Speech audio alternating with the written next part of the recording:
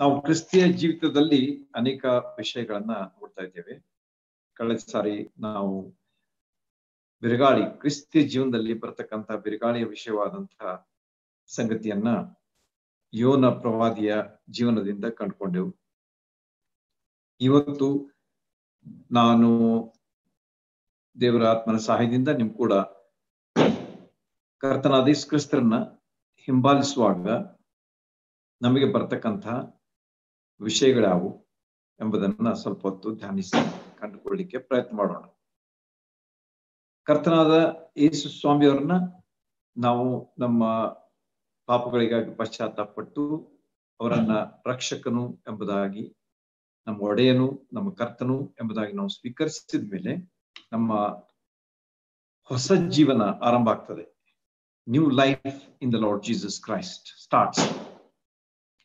ಹಳೆದೆಲ್ಲ ಹೋಯ್ತು, ಎಲ್ಲವೂ ಹೊಸದಾಯಿತು ಎಂಬುದಾಗಿ ನಾವು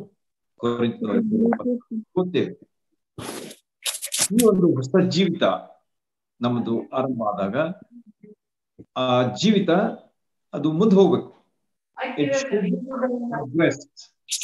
ಅದು ಮುನ್ನಡೆಯಬೇಕು, ಅದರಲ್ಲಿ ಅಭಿವೃದ್ಧಿ ಇರಬೇಕು, ಅದರಲ್ಲಿ ಸಮೃದ್ಧಿ ಇರಬೇಕು, ಅದರಲ್ಲಿ ಒಳ್ಳೆ ವಿಷಯಗಳನ್ನ ನಾವು ಕಾಣ್ತಾ ಮುಂದೆ ಹೋಗ್ಬೇಕಾದಂತ ಒಂದು ವಿಷಯ ನಮ್ಮ ಮುಂದೆ ಇದೆ. ಆದ ಕಾರಣ ಸ್ವಾಮಿ ಈ ಮಾತನ್ನ ತನ್ನ ಶಿಷ್ಯರಿಗೂ ಸಹ ಹೇಳ್ತಾನೆ. ಏನಂತ ಹೇಳಿ, ನನ್ನ ನಂಬಿದ ಮೇಲೆ ನನ್ನನ್ನ ನೀವು ಹಿಂಬಾಲಿಸ್ಬೇಕು. You have to follow me. So far you are following the world.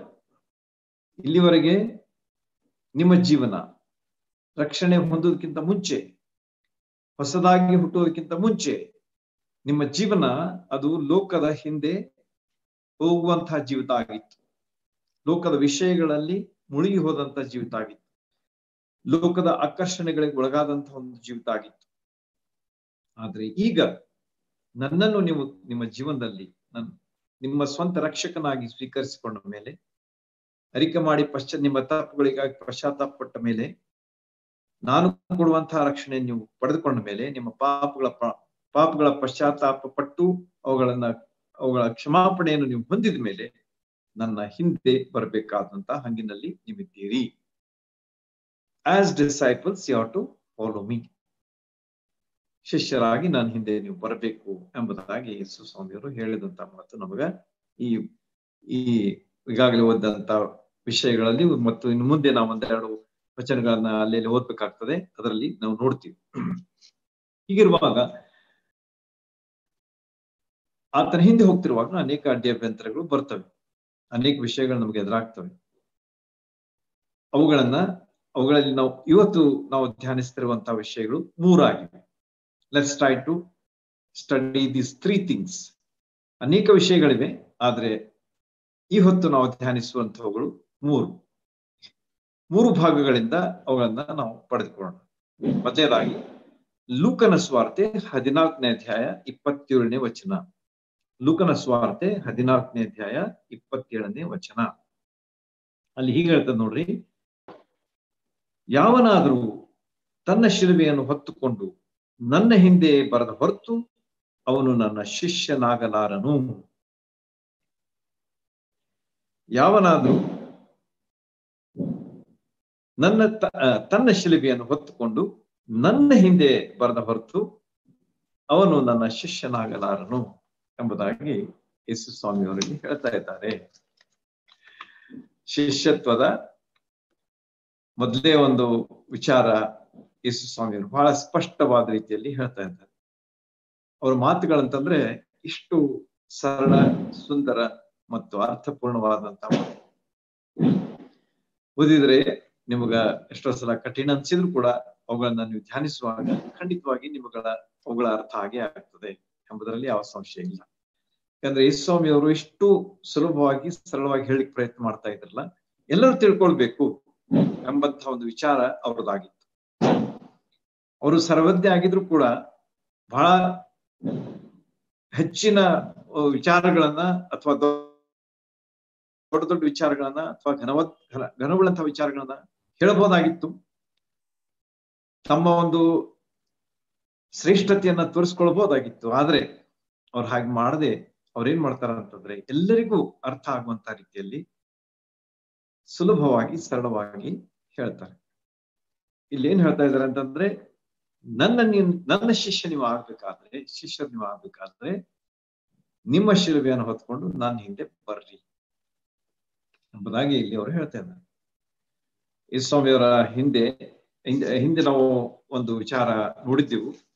Rich Young ruler, ಅವನು ಯಾರಂತಂದ್ರೆ ಬಹಳ ಶ್ರೀಮಂತ ವ್ಯಕ್ತಿಯಾಗಿದ್ದ, ಅವನಿಗೆ ಬಹಳಷ್ಟು ಆಸ್ತಿ ಪಾಸ್ತಿ ಇತ್ತು. ಅವನು ಯೇಸುಸ್ವಾಮಿಯವರ ಬಳಿಗೆ ಒಂದು ನಿರೀಕ್ಷೆಯಿಂದ ಬರ್ತಾನೆ. ಏನಂತ ಹೇಳಿ, ನನಗೆ ರಕ್ಷಣೆ ಸಿಗ್ತದೆ, ನಿತ್ಯ ಜೀವ ಸಿಗ್ತದೆ ಎಂಬಂತಹ ಒಂದು ನಿರೀಕ್ಷೆಯಿಂದ ಅವನು ಬರ್ತಾನೆ. ಆಗ ಯೇಸುಸ್ವಾಮಿಯವರು, ಅದು ನಮಗೆ 18ನೇ ಅಧ್ಯಾಯ 18ರಿಂದ ಮುಂದಿನ ವಚನಗಳಲ್ಲಿ ನಮಗೆ ಸಿಗ್ತದೆ. ನೋಟ್ ಮಾಡ್ಕೊಡ್ರೆ ಆಮೇಲೆ ಓದ್ರಿ, ಈಗ ನಾ ಅದನ್ನು ಓದ್ಲಿಕ್ಕೆ ಹೋಗುದಿಲ್ಲ. ಲೂಕನ ಸುವಾರ್ತೆ 18ನೇ ಅಧ್ಯಾಯ 18ರಿಂದ 20-30 ವಚನಗಳಲ್ಲಿ ಅದು ನಮಗೆ ಸಿಗ್ತದೆ. ಆಗ ಯೇಸುಸ್ವಾಮಿ ಅವರು ಅವನಿಗೆ ಹೇಳ್ತಾರೆ, ಅನೇಕ ವಿಷಯಗಳ ಬಗ್ಗೆ ತಿಳಿಸ್ತಾರೆ. ಅಂದ್ರೆ ದಶಾಜ್ಞೆಗಳ ಬಗ್ಗೆ ಹೇಳ್ತಾರೆ. ಆಗ ಆತನ ಹೇಳ್ತಾನೆ, ಇಲ್ಲ, ನಾನು ಸಣ್ಣವನಿದವಾಗಿಂದಲೂ ಸಹ ಇದನ್ನ ಮಾಡ್ಕೊಂತ ಬಂದೀನಿ ಅಂತ ಹೇಳ್ತಾರೆ. ಒಂದಲ್ಲಿರ್ತಕ್ಕಂಥ ಒಂದು ಆತ್ಮವಿಶ್ವಾಸ ನೋಡಿ. ಆಗ ಯೇಸುಸ್ವಾಮಿ ಅವರು ಅವನನ್ನ ಪ್ರೀತಿಯಿಂದ ದೃಷ್ಟಿಸಿ ನೋಡಿ ಅವನಿಗೆ ಹೇಳ್ತಾರೆ, ಒಂದು ಕಡಿಮೆ ಆಗಿದೆ, ಅದೇನಂತಂದ್ರೆ ನಿನ್ನ ಆಸ್ತಿಯನ್ನ ನೀನು ಮಾರು, ನನ್ನ ಹಿಂದೆ ಬಾ, ಬಡವರಿಗೆ ಅದನ್ನು ಕೊಡು, ನನ್ನ ಹಿಂದೆ ಬಾ. ಆಗ ಪರಿಣಾಮ ಏನಾಯ್ತು ಅಂತಂದ್ರೆ, ಅವನು ಬಹಳ ಆಸ್ತಿಯುಳ್ಳವನಾಗಿದ್ದರಿಂದ ಮುಖ ಬಾಡಿದವನಾಗಿ ಹಿಂತಿರುಗಿ ಹೋದನು ಎಂಬುದಾಗಿ ಆ ಭಾಗ ನಮಗೆ ತಿಳಿಸ್ತದೆ. ನೋಡ್ರಿ, ಅವನು ಬಹಳ ಐಶ್ವರ್ಯವಂತನಾಗಿದ್ದರಿಂದ ಇದನ್ನು ಕೇಳಿ ಬಹಳ ವ್ಯಸನಗೊಂಡನು ಎಂಬುದಾಗಿ ಲೂಕನ ಸುವಾರ್ತೆಯಲ್ಲಿ ಹೇಳ್ತಾರೆ. ಬಂದಿದ್ದ ಒಂದು ದೊಡ್ಡ ನಿರೀಕ್ಷೆ ಇಟ್ಕೊಂಡು, ಆದ್ರೆ ಹೋಗ್ತಾ ಇದ್ದಾನೆ ಬಹಳ ವ್ಯಸನಗೊಂಡು ಅಂತ ಹೇಳಿ. ಯೇಸುಸ್ವಾಮಿ ಅವರು ಹೇಳಿದಂತ ಮಾತಿಗೆ ಅವನು ವಿಧೇಯನಾಗ್ಲಿಲ್ಲ, ಅಥವಾ ಅದನ್ನ ತಿಳ್ಕೊಳ್ಳಿಕ್ ಪ್ರಯತ್ನ ಮಾಡ್ಲಿಲ್ಲ, ಅಥವಾ ಯೇಸುಸ್ವಾಮಿ ಅವರು ಅದನ್ನು ಯಾಕೆ ಹೇಳಿದ್ದಾರೆ ಎಂಬುದನ್ನ ಆತನು ಕಂಡುಕೊಳ್ಳಿಲ್ಲ. ಆದ ಕಾರಣ ಅವನು ನಿತ್ಯ ಜೀವ ಪಡೆದುಕೊಳ್ಳದೆ ತನ್ನ ಐಶ್ವರ್ಯದಲ್ಲಿ ಹಾಳಾಗಿ ಹೋದನು ಅಂತ ಹೇಳಿ ಈ ಭಾಗ ನಮಗೆ ತಿಳಿಸ್ತದೆ. ಯಾಕಂದ್ರೆ ಅವನು ಯೇಸುಸ್ವಾಮಿ ನಂಬಲಿಲ್ಲ ಅಂತಂದ್ರೆ ಖಂಡಿತವಾಗಿ ಅವನು ನಿತ್ಯ ನರಕಕ್ಕೆ ಹೋದ. ಅವನ ಹಣ, ಅವನ ಆಸ್ತಿ ಅಥವಾ ಅವನ ಐಶ್ವರ್ಯ, ಬಹು ಐಶ್ವರ್ಯ, ಅದು ಅವನಿಗೇನು ಉಪಯೋಗ ಆಗ್ಲಿಲ್ಲ. ಮರಣ ಯಾವ ಬರ್ತದೆ ಗೊತ್ತಿಲ್ಲ, ಅವನು ಎಲ್ಲವುಗಳನ್ನ ಇಲ್ಲೇ ಬಿಟ್ಟು ಹೋಗ್ಬೇಕಂತ ಒಂದು ಸ್ಥಿತಿ. ಆದ್ರೆ ಯೇಸುಸ್ವಾಮಿ ಅವರು ಅವನಿಗೆ ಹೇಳಿದ್ರಿ ಏನಂತೇಳಿ, ಇದನ್ನ ನೀನು ಪ್ರೀತಿಸಬೇಡ, ನನ್ನನ್ನು ಪ್ರೀತಿಸು, ನನ್ನ ಹಿಂದೆ ಬಾ, ಆಗ ನಿನಗೆ ನಿತ್ಯ ಜೀವ ಸಿಗ್ತದೆ. ಆದ್ರೆ ಅವನು ಹಾಗೆ ಮಾಡ್ಲಿಲ್ಲ. ಆದ ಕಾರಣ ಎಲ್ಲವನ್ನ ಇದ್ರೂ ಸಹ ಕಳ್ಕೊಂಡಂತ ಒಂದು ಸ್ಥಿತಿಯಲ್ಲಿ ಅವನು ಹೋದ ಅಂತ ಹೇಳಿ ನಮ್ಗ ಈ ಭಾಗ ತಿಳಿಸ್ಕೊಡ್ತು. ಹೀಗಿರುವಾಗ ಇಲ್ಲಿ ನಾವೇನ್ ನೋಡ್ತೀವಿ, ಯೇಸುಸ್ವಾಮಿ ಅವರು ಹೇಳ್ತಾ ಇದ್ದಾರೆ ಏನಂತ ಹೇಳಿ, ನೀವು ನನ್ನನ್ನು ಕಂಡ್ಕೊಂಡಿರಿ ನಿಜ, ರಕ್ಷಣೆ ಹೊಂದಿದ್ದೀರಿ ನಿಜ, ಹೊಸ ವ್ಯಕ್ತಿಗಳಾಗಿದ್ದೀರಿ ನಿಜ, ಆಮೇಲೆ ಹೊಸದಾಗಿ ಹುಟ್ಟಿದ್ದೀರಿ ನಿಜ. ಆದ್ರೆ ನನ್ನ ಹಿಂದೆ ಬರ್ಬೇಕಾದ್ರೆ ನೀವೇನ್ ಮಾಡ್ಬೇಕು ಅಂತಂದ್ರೆ, ನೀವೆಲ್ಲಿದ್ದೀರಿ ಆ ಒಂದು, ಅಂದ್ರೆ ನಿಮ್ಮ ಐಷಾರಾಮದ ಜೀವನ ಆಗ್ಲಿ, ನಿಮ್ಮ ಅನುಕೂಲತೆಗಳು ಇರುವಂತಹ ಒಂದು ಸ್ಥಿತಿಗತಿಗಳಾಗಲಿ, ಅವು ನಿಮ್ಮನ್ನ ಹಿಡಿದುಕೊಂಡಿದ್ರೆ, ಅವುಗಳಲ್ಲಿ ನೀವು ಮುಳುಗಿ ಹೋಗಿದ್ರೆ, ಅವುಗಳನ್ನ ನೀವೇನ್ ಮಾಡ್ಬೇಕು ಅಂತಂದ್ರೆ, ಅವುಗಳನ್ನ ನನಗಿಂತ ಹೆಚ್ಚಾಗಿ ನೀವು ಪ್ರೀತಿಸಬಾರ್ದು. ಈ ಸ್ವಾಮಿ ಹೇಳುವಂತ ಒಂದೇ ಒಂದು ವಿಷಯ ಏನಂತಂದ್ರೆ, ನಿಮಗೇನೇ ಇರಲಿ, ಆದ್ರೆ ಅದು ನನಗಿಂತ ಹೆಚ್ಚಿನ ಒಂದು ಪ್ರೀತಿ ನೀವು ಅದ್ರ ಮೇಲೆ ಇಟ್ರೆ ಅದರಿಂದ ನಿಮ್ಗೆ ಯಾವ ಲಾಭ ಆಗುವುದಿಲ್ಲ. ಅಂದ್ರೆ ನನ್ನನ್ನು ಹೆಚ್ಚಾಗಿ ನೀವು ಪ್ರೀತಿಸಿದ್ರೆ, ಅವೆಲ್ಲವುಗಳಿಗಿಂತ ಹೆಚ್ಚಾಗಿ ನನ್ನನ್ನು ನೀವು ಪ್ರೀತಿಸಿದ್ರೆ ಖಂಡಿತವಾಗಿ ನಿಮಗೆ ಆಶೀರ್ವಾದ ಇರ್ತದೆ, ತೃಪ್ತಿ ಇರ್ತದೆ, ಸಮಾಧಾನ ಇರ್ತದೆ, ಶಾಂತಿ ಇರ್ತದೆ, ಎಲ್ಲವುಗಳನ್ನ ಕೊಡ್ಲಿಕ್ಕೆ ಹೊಂದಿಕೊಳ್ಳಲಿಕ್ಕೆ ಸಾಧ್ಯ ಆಗ್ತದೆ ಎಂಬಂತ ಮಾತನ್ನ ಸ್ವಾಮಿ ಅಲ್ಲಿ ಹೇಳ್ತಾ ಇರೋದನ್ನು ನಾವು ನೋಡ್ತೀವಿ. ಈ ರೀತಿಯಾಗಿ ನಮ್ಮ ಜೀವನದಲ್ಲಿ ನಾವು ಹಿಂಬಾಲಿಸುವಾಗ ಬರುವಂತಹ ಅಡ್ಡಿ ಅಭ್ಯಂತರಗಳು ಯಾವಾಗಿದ್ದಾವೆ ಅಂತಂದ್ರೆ, ನಮ್ಮ ಕಂಫರ್ಟ್ಸ್, ನಮ್ಮ ಸುಖ ಸಂತೋಷಗಳು, ಅಥವಾ ನಮ್ಮ ಸುಖ ಕಂಫರ್ಟ್ ಝೋನ್ ಅಂತ ಹೇಳಿ ಎಷ್ಟೋ ಸಲ ಈ ಮಾತು ಇತ್ತೀಚೆಗೆ ಬಹಳಷ್ಟು ಪ್ರಚಲಿತವಾದಂತಹ ಒಂದು ಮಾತಾಗಿದೆ. ಕಂಫರ್ಟ್ ಝೋನ್ ಅಂತ ಹೇಳ್ತಾರೆ. ಅಂದ್ರೆ ನಾವು ಎಲ್ಲಿದ್ದೇವೆ ಅದನ್ನ ನಾವು ಬಹಳಷ್ಟು ಅಲ್ಲೇ ಇರ್ಬೇಕು ಅನ್ನುವಂತಹ ರೀತಿಯಲ್ಲಿ ಅದನ್ನ ನಾವು ಮಾಡಿಕೊಳ್ತೇವೆ. We make it in such a way that we stay there most of the time. ಅಥವಾ ಆಲ್ವೇಸ್ ಎಂಬುದಾಗಿ ಹೇಳಬಹುದು. That is known as hour comfort zone. ಆದ್ರೆ ಅದನ್ನ ಬಿಟ್ಟು ನಾವು ಹೊರಗೆ ಬರ್ಲಿಕ್ಕೆ ನಾವು ಮನಸ್ಸು ಮಾಡೋದಿಲ್ಲ. ನೀವು ಎಷ್ಟೋ ಕಡೆ ಹೋದ್ರೆ ಕೆಲವರು ನೋಡ್ತಾರೆ, ಕೆಲವರು ಏನ್ ಮಾಡ್ತಾರೆ ಅಂತ they put the AC, air condition. ಅಂದ್ರೆ ನಾನು ಹೇಳುವಂತದ್ದು ವ್ಯತಿರಿಕ್ತ ಅರ್ಥ ಹಚ್ಬೇಡ್ರಿ, ನಾನು ಒಂದು ಕೆಲವು ಉದಾಹರಣೆಗಳನ್ನು ಕೊಡ್ತಿರ್ತೇನೆ ಅಷ್ಟೇ. ಅದರ ಅರ್ಥ AC ಇರಬಾರ್ದು ಅಂತ ಹೇಳ್ತಾ ಇಲ್ಲ ನಾನು. ಆದ್ರೆ ಅವಶ್ಯ ಇದ್ರು ಅವಶ್ಯ ಇಲ್ಲದೆ ಇದ್ರು ಕೆಲವ್ರು ಏನ್ ಮಾಡ್ಬಿಡ್ತಾರ ಅಂತಂದ್ರೆ I will have an AC ಅಂತ ಹೇಳಿ ಏರ್ ಕಂಡೀಷನ್ ಹಚ್ತಾರೆ. ಅದರಲ್ಲಿ ಎಷ್ಟು ಅವರು ಸಂತೋಷ ಪಡ್ತಾರೆ ಗೊತ್ತಿಲ್ಲ ನನಗ. ಸಿಟಿ ಲೈಕ್ ಬೆಳಗಾಂ ಕ್ಲೈಮೇಟ್ ದಲ್ಲಿ AC ಅವಶ್ಯಕತೆ ಎಷ್ಟೋ ಸಲ ಅನ್ಸುದಿಲ್ಲ, ಆದ್ರೂ ಕೂಡ ಅವರು ಹಚ್ತಾರೆ, ಅದರಲ್ಲಿ ಇರ್ಲಿಕ್ಕೆ ಪ್ರಯತ್ನ ಮಾಡ್ತಾರೆ. ಅಲ್ಲಿ ಒಂದು ಟಿವಿ ಇಟ್ಕೋತಾರೆ, ಅದನ್ನೇ ನೋಡ್ಕೊಂಡು ಕೊಡಿರ್ತಾರೆ. So all these things, what do they show? They create the comfort zone for themselves.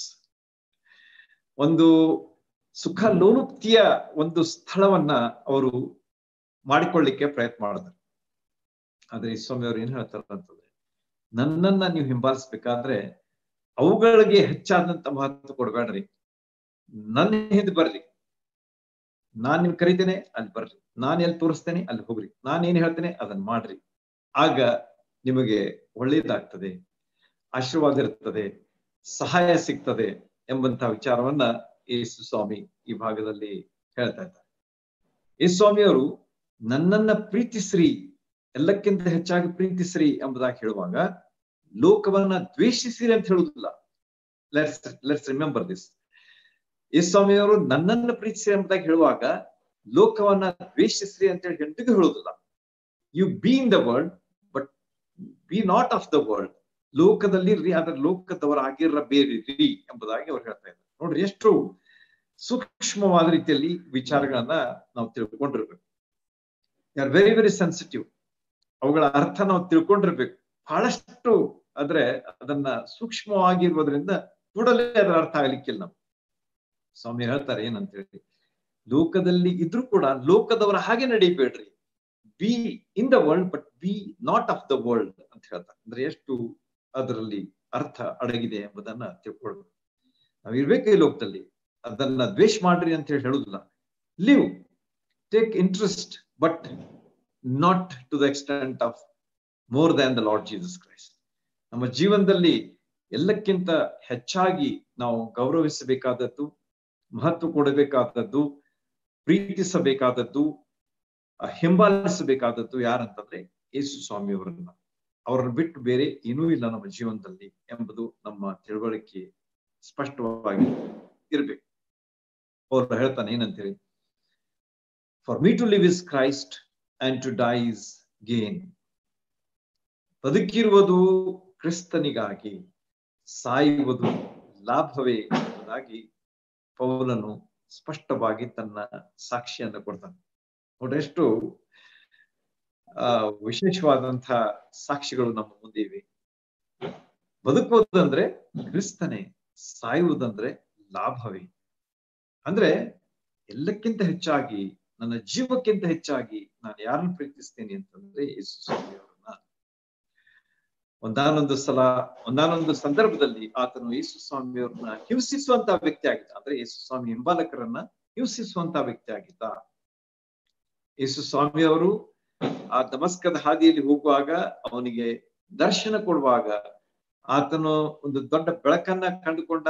ತನ್ನ ಜೀವನದಲ್ಲಿ ಒಂದು ಆಕಾಶವಾಣಿಯನ್ನ ಅಥವಾ ದೇವರ ವಾಣಿಯನ್ನ ಅಥವಾ ಧ್ವನಿಯನ್ನ ಕೇಳಿದ. ಏನಂತ ಹೇಳಿ, ಸೌಲನೇ ಸೌಲನೇ, ಯಾಕೆ ನನ್ನನ್ನ ಹಿಂಸೆ ಪಡಿಸುತ್ತಿ? ನೋಡ್ರಿ, ಎಷ್ಟು ಸ್ಪಷ್ಟವಾಗಿ ಇಲ್ಲಿ ಯೇಸು ಸ್ವಾಮಿ ನೇರವಾಗಿ ಮಾತಾಡ್ತಾ ಇದ್ದಾರೆ. ಸೌಲನೇ ಸೌಲನೇ, ಯಾಕೆ ನನ್ನನ್ನ ಹಿಂಸಿಸ್ತಿ? ಅಂದ್ರೆ ಏನ್ ಮಾಡ್ತಾ ಇದ್ದ ಪೌಲನ ಮೊದಲಿಗೆ? ಯೇಸು ಸ್ವಾಮಿ ಅವ್ರನ್ನ ಹಿಂಸಿಸ್ತಾ ಇದ್ದ. He was persecuting the people of Lord Jesus Christ, the followers of Lord Jesus Christ. ಕ್ರಿಸ್ತನ ಹಿಂಬಾಲಕರನ್ನ, ಕ್ರಿಸ್ತನ ಶಿಷ್ಯರನ್ನ ಆತನು ಹಿಂಸಿಸುವಂತಹ ವ್ಯಕ್ತಿ ಆಗಿದೆ. ಈ ಸ್ವಾಮಿಯವರು ಹೇಳ್ತಾರ ಏನಂತೇಳಿ, ಸೌಲನೇ ಸೌಲನೇ, ಯಾಕೆ ನನ್ನನ್ನು ಹಿಂಸಿಸ್ತಿ? ಆಗ ಪೌಲ ಹೇಳ್ತಾನೆ, ಯಾರು ಸ್ವಾಮಿ ನೀನು? ಯಾರು ಸ್ವಾಮಿ ನೀನ್ ಯಾರು ಸ್ವಾಮಿ ಅಂತ ಕೇಳ್ತಾನೆ. Immediately he comes to know that it is the lord Jesus Christ. ಆದ್ರೂ he wants to confirm it.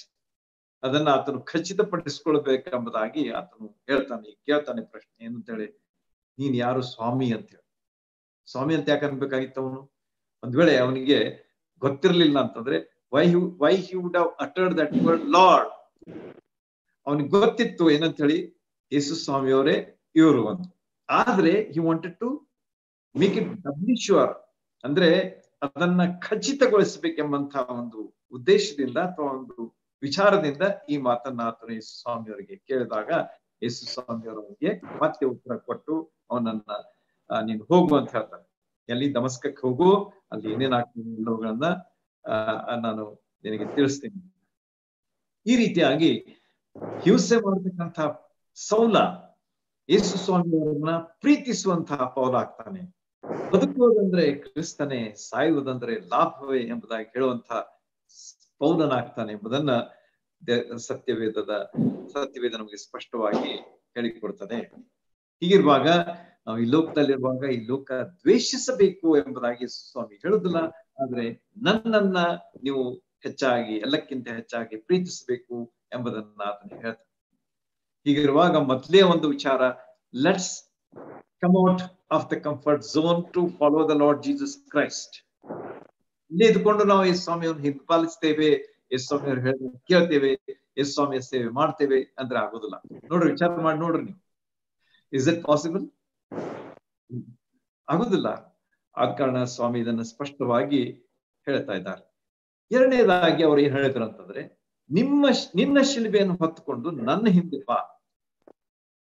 ಸ್ವಲ್ಪ ವಿಚಾರ ಮಾಡ್ಬೇಕಾಗ್ತದೆ ಇದ್ರ ಬಗ್ಗೆ. ಹೀಗೆ ಯಾಕೆ ಹೇಳಿದ್ರು ಯೇಸು ಸ್ವಾಮಿಯವರು? ಆಗಿನ ಕಾಲದಲ್ಲಿ ರೋಮ್ ಸರ್ಕಾರದಲ್ಲಿ ಒಂದು ಶಿಕ್ಷೆ ಇತ್ತು. ಅದ್ಯಾವುದಂತಂದ್ರೆ ಶಿಲುಬೆಗೆ ಹಾಕಿ ಮನುಷ್ಯರನ್ನ ಕೊಂದು ಹಾಕುವಂಥದ್ದು. ಮರಣದಂಡನೆ ಅಂತಂದ್ರೆ ಈಗ ಗಲ್ಲು, ಹೇಗೆ ನಾವು ನೋಡ್ತೇವೆ ಗಲ್ಲಿನ ಶಿಕ್ಷೆ ಅಂತ ಹೇಳ್ತೇವಲ್ಲ, ಅಂದ್ರೆ ಫಾಸಿ ಅಂತ ಹೇಳ್ತೇವೆ, ನೇಣು ಹಾಕುವುದು ಅಂತ ಹೇಳ್ತೇವೆ. ಅದೇ ರೀತಿಯಾಗಿ ರೋಮ್ ಸರ್ಕಾರದಲ್ಲಿ ಒಂದು ಶಿಕ್ಷೆ ಇತ್ತು. ಅದೇನಂತಂದ್ರೆ ಜನರನ್ನ ಕೊಲ್ಬೇಕಾದ್ರೆ ಅವ್ರನ್ನ ಶಿಲುಬೆಗೆ ಹಾಕಿ ಕೊಲ್ಲುವಂಥದ್ದು.